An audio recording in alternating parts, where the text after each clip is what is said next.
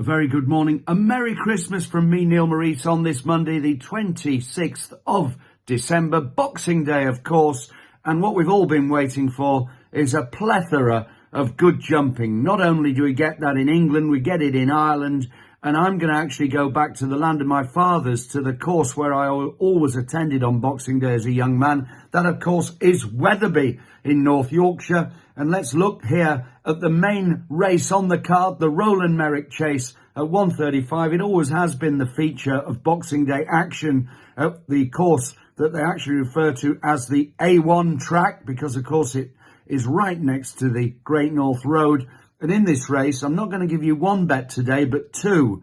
And these are horses that I'm sure will run well. One of them, if he puts in a clear round and he's as well handicapped as I think he is, he should win this without much trouble. That's number 7, Shan Blue, representing the Skeltons, Dan and Harry. I should say Dan and Sean Quinlan on board here, because Harry is in action at Kempton. But Shan Blue had only 3 outings last season, but you may remember when he ran in the Charlie Hall Chase, which is a Grade 2 contest at this track, he was well clear and looked absolutely guaranteed a victory when he fell at the third last. It was a heavy fall, and it was great to see him get up, and he ran a couple of more races. At Aintree, he looked a little bit unfortunate to be beaten in a handicap there at the Grand National meeting. We haven't seen him since. Well, one of the reasons for that is this horse really does operate when he comes back fresh from a break, which he's doing today. He's not the biggest price in the world. Looking down at the lists that I viewed this morning, you can get 2-1 with William Hill or Victor Chandler about Shan Blue. Well, I'd definitely do that, because most of these firms, of course, have the best odds guaranteed insurance policy attached to them. So I'd take that 2-1. But I'd also have a bet on horse number 3, Sounds Russian, representing Ruth Jefferson and Callum Bewley. Now, Sounds Russian impressed me with a number of his wins as a novice.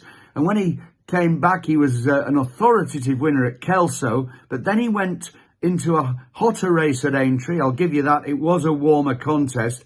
I don't think that the stop-start gallop in a small field really suited him.